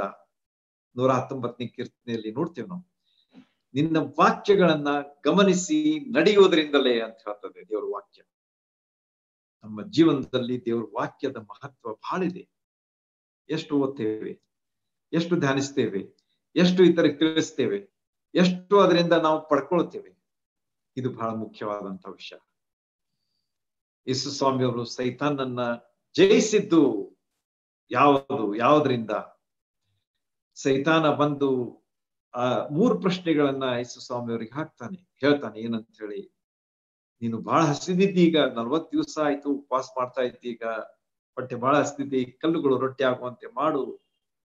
ಆಗ ಯೇಸು ಸ್ವಾಮಿಯವರು ಹೇಳ್ತಾರೆ, ದೇವರ ವಾಕ್ಯ ಹೇಳ್ತದೆ ಏನಂತ ಹೇಳಿ, ಮನುಷ್ಯನು ಬದುಕೋದು man shall not live by bread alone, ರೊಟ್ಟಿ ತಿಂದ ಮಾತ್ರದಿಂದ ಬದುಕುವುದಿಲ್ಲ, ಆದ್ರೆ ದೇವರ ಬಾಯಿಂದ ಬರುವಂತ ಪ್ರತಿಯೊಂದು ಮಾತಿನಿಂದ ಬದುಕ್ತಾನೆ ಎಂಬುದಾಗಿ ದೇವರ ವಾಕ್ಯದಿಂದ ಸೈತಾನನ್ನ ಎದುರಿಸ್ತಾನೆ ಯೇಸು ಸ್ವಾಮಿಯವರು. ಎರಡನೇದಾಗಿ, ನನಗೆ ಅಡ್ಡ ಬಿದ್ದು ಬಿಟ್ರೆ ನಿನಗೆ ಈ ಲೋಕದ ಎಲ್ಲಾ ವಿಷಯಗಳನ್ನು ಕೊಟ್ಬಿಡ್ತೇನೆ ಎಂಬುದಾಗಿ ಹೇಳುವಾಗ ಯೇಸು ಸ್ವಾಮಿಯವರು ಹೇಳ್ತಾರೆ ಏನಂತ ಹೇಳಿ, ನಿನ್ನ ದೇವರಾದ ಯೆಹೋವನೊಬ್ಬನಿಗೆ ನೀನು ಅಡ್ಡ ಬೀಳಬೇಕು, ಆರಾಧಿಸಬೇಕು ಎಂಬುದಾಗಿ. ಈ ರೀತಿಯಾಗಿ ಮತ್ತೆ ಸೈತಾನ್ ಹೇಳ್ತಾನೆ, ಈ ಮೇಲಿನಿಂದ ಕೆಳಗೆ ನೀನು ಜಿಗಿದು ಬಿಡು, ದೇವರು ತನ್ನ ದೂತರನ್ನು ಕಳಿಸಿ ನಿನ್ನನ್ನ ಹಿಡಿದು ಬಿಡ್ತಾನೆ, ನಿನ್ಗೇನು ಆಗುದಿಲ್ಲ ಎಂಬುದಾಗಿ ಯೇಸು ಸ್ವಾಮಿಯವ್ರಿಗೆ ಹೇಳುವಾಗ ಯೇಸು ಸ್ವಾಮಿಯವರು ಏನ್ ಹೇಳ್ತಾರೆ, ಅವರು ನಿನ್ನ ದೇವರಾದ ಯೆಹೋವನನ್ನ ಪರೀಕ್ಷಿಸಬಾರದು ಎಂಬುದಾಗಿ ಹೇಳ್ತಾರೆ. ಯಾವ ಮಾತುಗಳಿವೆಲ್ಲ? ಧರ್ಮೋಪದೇಶ ಕಾಂಡದಲ್ಲಿ ಬರತಕ್ಕಂತಹ ಮಾತುಗಳಿವು. ಸರಿಯಾದ ರೀತಿಯಲ್ಲಿ ಯೇಸು ಸ್ವಾಮಿಯವರು ದೇವರ ವಾಕ್ಯದ ಉತ್ತರಗಳನ್ನ ಸೈತಾನಿಗೆ ಕೊಟ್ಟ ಕೂಡ್ಲೆ ಸೈತಾನ್ ಏನಾದ ಅಂತಂದ್ರೆ ಹೊರಟು ಹೋದ ಅಂತ. ಹಿ ಲೆಫ್ಟ್ ಅಂಡ್ ವೆಂಟ್ ಎಂಬುದಾಗಿ ದೇವರ ವಾಕ್ಯ ನಮಗೆ ಸ್ಪಷ್ಟವಾಗಿ ಹೇಳ್ತದೆ. ಮಾತಾಡ್ಲಿಕ್ಕೆ ಆಗ್ಲಿಲ್ಲ, ಏನೂ ಆಗ್ಲಿಲ್ಲ, ಅವನು ಸೋತು ಓಡಿ ಹೋದ ಅಂತ ಹೇಳಿ ಹೇಳ್ಬೋದು ನಾವು. He was last. ಶಿಲುಬೆ ಮೇಲೆ ಯೇಸು ಸ್ವಾಮಿಯವರು ಮಾಡಿದ್ದೇನು? ಸೈತಾನನ್ನ ಸೋಲಿಸಿದ್ರು. ಶೋಧನೆಗಳನ್ನ ಗೆದ್ದಾಗ ಯೇಸು ಸ್ವಾಮಿಯವರು ಏನ್ ಮಾಡಿದ್ರು? ಸೈತಾನನ್ನ ಗೆದ್ರು ದೇವರ ವಾಕ್ಯದಿಂದ. ಹೀಗೆ ದೇವರ ವಾಕ್ಯದಿಂದ ನಾವು ಸೈತಾನನ್ನ ಯಾವಾಗಲೂ ಸೋಲಿಸ್ಲಿಕ್ಕೆ ಆಗ್ತದೆ ಎಂಬುದನ್ನ ನಾವು ನೆನಪಿಟ್ಟುಕೊಂಡಿರ್ಬೇಕು. ದೇವರ ವಿರುದ್ಧವಾಗಿ ನಾವು ದಂಗೆ ಎದ್ರೆ ಅದ್ರಿಂದ ಏನು ಉಪಯೋಗ ಇಲ್ಲ. ಯಾಕಂದ್ರೆ ಸೈತಾನ ವಿಷಯವಾಗಿ ಸಹ ನಾವು ನೋಡ್ತೀವಿ. ದೇವರ ವಿರುದ್ಧವಾಗಿ ದಂಗೆ ಎದ್ದಂತ ಸೈತಾನನ ಏನಾದ ಅಂತಂದ್ರೆ ಆತನು ದುಷ್ಟ ಶಕ್ತಿಯಾದ. ಲೂಸಿಫರ್ ಎಂಬಂತ ಒಬ್ಬ ದೂತ ಪರಲೋಕದಲ್ಲಿದ್ದ, ದೇವರ ಒಬ್ಬ ದೂತನಾಗಿದ್ದ. ಆದರೆ ಅವನ ಸ್ಥಿತಿ ಏನಾಯ್ತು? ದೇವರಿಗಿಂತ ಮೇಲೆ ಇದನ್ನು ಮಾಡ್ತೇನೆ, ಸ್ಥಾನ ನಾನು ಮಾಡ್ತೇನೆ ಎಂಬುದಾಗಿ ಯಾವಾಗ ತನ್ನ ಮನಸ್ಸಲ್ಲಿ ಆತನ ವಿಚಾರ ಮಾಡ್ದ. ನೀವು ಯೆಶಾಯನ ಪ್ರವಾದನೆ 14ನೇ ಅಧ್ಯಾಯ ಮತ್ತು HKL 38ರಲ್ಲಿ ನೀವು ಅದನ್ನು ಓದ್ತೀರಿ. ಯೆಶಾಯ 12 ಅಥವಾ 14 ಅದನ್ನು ಓದಿದ್ರೆ ನಿಮಗೆ ಸ್ಪಷ್ಟವಾಗಿ ತಿಳಿದು ಬರ್ತದೆ ಅದರಲ್ಲಿ ಏನಂತೀರಿ, ಸೈತಾನ್ ಯಾವ ರೀತಿಯಾಗಿ ದೇವರು ವಿರುದ್ಧವಾಗಿ ಯೋಚಿಸ್ತಾ ಮತ್ತು ದೊಬ್ಬಲ್ಪಟ್ಟ ಎಂಬುದಾಗಿ. ಆಮೇಲೆ ಅವನು ಬಹಳಷ್ಟು ದೂತರು ಕೂಡ ಅವನು ಕೂಡ ಬಂದ್ರು. ಅವರೆಲ್ಲ ಫಾಲನ್ ಏಂಜಲ್ಸ್ ಎಂಬುದಾಗಿ ನಾವು ನೋಡ್ತೇವೆ. ಅವರೇ ಅವನ ಹಿಂಬಾಲಕರಾಗಿ ಈ ಲೋಕಕ್ಕೆ ಬಂದು ತಮ್ಮ ಕೆಲಸವನ್ನು ಅವರು ಮಾಡ್ತಾ ಇದ್ದಾರೆ. ಈ ರೀತಿಯಾಗಿ ದೇವರ ವಿರುದ್ಧವಾಗಿ ದಂಗೆ ಎದ್ದಂತಹ ವ್ಯಕ್ತಿ ಅಥವಾ ದೇವದೂತ ಸೈತಾನ್ನ ಏನಾದ ಅಂತಂದ್ರೆ ಅವನು ದುಷ್ಟ ಶಕ್ತಿಯ ಒಂದು ಸಂಕೇತವಾಗಿ ಇವತ್ತು ಸಹ ತನ್ನ ಕೆಲಸವನ್ನ ಮಾಡ್ತಾ ಇದ್ದಾನೆ ಎಂಬುದನ್ನ ಇವಾಗ ಸತ್ಯವೇದ ನಮಗೆ ತಿಳಿಸ್ತದೆ. ಕೊನೆಗೆ ಏನಾಯ್ತು ಅಂತ ಹೇಳಿ ನೋಡಿ ಮುಗಿಸ್ತೇನೆ. ಇಷ್ಟೆಲ್ಲ ಆದ್ಮೇಲೆ ಅದರ ಪರಿಣಾಮ ಸ್ವಲ್ಪ ನೋಡ್ಬೇಕಲ್ಲ ನಾವು. ಆ ಪರಿಣಾಮ ಏನಾಯ್ತಂತಂದ್ರೆ ಹವಳು ಸೈತಾನ್ ಮಾತನ್ನು ಕೇಳಿದಾಗ ದೇವರಂಗ ಆಗ್ತೀರಿ ಎಂಬುದಾಗಿ ಹೇಳಿದ. ಅವನು ಹೇಳಿದಂತೆ ಮಾಡಿದ್ಲು. ಆ ಗಿಡದ ಹಣ್ಣನ್ನು ತೆಗೆದುಕೊಂಡ್ಲು, ತಾನು ತಿಂದ್ಲು ಮತ್ತು ಹತ್ತಿರ ಇದ್ದಂತ ಗಂಡನಿಗೂ ಕೊಟ್ಲು ಅಂತ ಹೇಳಿ ದೇವ್ರ ವಾಕ್ಯ ನಮಗೆ ತಿಳಿಸ್ತದೆ. ಆಗ ವಾಟ್ ದೇ ಎಕ್ಸ್ಪೆಕ್ಟೆಡ್, ದೇವರಂಗ ಆಗ್ತೀವಿ ನಾವು ಅಂತೇಳಿ ಎಕ್ಸ್ಪೆಕ್ಟ್ ಮಾಡಿದ್ರು ಅವರು. ಆದ್ರೆ ಏನಾದ್ರು ತಮ್ಮನ್ನು ನೋಡ್ಕೊಳ್ತಾ ಇದ್ದಾರೆ, ಮೈ ಮೇಲೆ ಬಟ್ಟೆನೇ ಇಲ್ಲ ಅವ್ರಿಗೆ. ಆಗ ಅವರು ನಾಚಿಕೆ ಪಡುವಂತಹ ಒಂದು ಸ್ಥಿತಿಗೆ ಒಳಗಾದ್ರು ಅಂತ ಹೇಳಿ ನೋಡ್ತೀವಿ. ಬಿದ್ದು ಹೋದ್ರು ಅವರು ದೇವರ ದೃಷ್ಟಿಯಲ್ಲಿ ಅವರು ಬಿದ್ದು ಹೋದ್ರು. ದೇವರವರನ್ನ ದಿನಾಲು ಭೇಟಿ ಆಗ್ಲಿಕ್ಕೆ ಬರ್ತಾ ಇರುವಾಗ ಅವರು ಅವಿತುಕೊಳ್ತಾ ಇದ್ದಾರೆ. They are hiding themselves. ಅವ್ರೇನ್ ಮಾಡಿದ್ರು ಅಂತಂದ್ರೆ ಭಯಗ್ರಸ್ತರಾದ್ರು, ಭಯದಿಂದ ತುಂಬಿದ್ರು. ಅಷ್ಟೇ ಅಲ್ಲದೆ ಅವಿತುಕೊಂಡ್ರು, ಅಂದ್ರೆ ಅಡಗಿಕೊಂಡ್ರು ಎಂಬುದಾಗಿ ಅವ್ರ ವಿಷಯವಾಗಿ ಓದ್ತೇವೆ. ನೋಡ್ರಿ, ಹೇಗಿದ್ರು ಹೇಗಾದ್ರು. ಇಡೀ ಏಡೇನ್ ತೋಟವನ್ನ ದೇವರು ಅವರ ಅಧೀನಕ್ಕೆ ಕೊಟ್ಟಿದ್ದ. ಅದನ್ನ ನೀವು ನೋಡ್ಕೊಳ್ರಿ ಎಂಬುದಾಗಿ ಉಸ್ತುವಾರಿಯನ್ನು ಕೊಟ್ಟಿದ್ದ. ಆದ್ರೆ ಇವತ್ತು ಅವರ ಸ್ಥಿತಿ ಏನಾಗಿದೆ? ಹೊರಗೆ ಹಾಕಿಸ್ಕೊಂಡ್ರು. They were driven out of Eden, the most beautiful garden ಅಂತ ಹೇಳಿ ಹೇಳ್ಬೋದು ನಾವು. ಅಂಥ ಒಂದು ವಾತಾವರಣದಲ್ಲಿ ಇದ್ದಂಥ ಆದಮ್ ಹವ್ವಳರ ಸ್ಥಿತಿ ದೇವರಿಗೆ ಅವಿಧೇಯರಾದ ಕಾರಣ, ದೇವರ ವಿರುದ್ಧವಾಗಿ ಅವರು ಮಾಡಿದ ಕಾರಣ ಅವರು ಏನಾದ್ರು ಅಂತ ಬಿದ್ದು ಹೋದ್ರು, ಹಾಳಾಗಿ ಹೋದ್ರು ಎಂಬುದಾಗಿ ಈ ಭಾಗ ನಮಗೆ ತಿಳಿಸಿಕೊಡ್ತದೆ. ಸೈತಾನನು ಏನು ವಾಗ್ದಾನ ಮಾಡಿದ್ದ ಅವರಿಗೆ ಸುಳ್ಳಾಯ್ತದ. Whatever Satan said was all false. ಸೈತಾನ್ ಹೆಸರು ನಾನು ಈಗ ಎಷ್ಟೋ ಸಲ ಹೇಳಿದ್ದೇನೆ ಅನಿಸ್ತದ ನನಗೆ.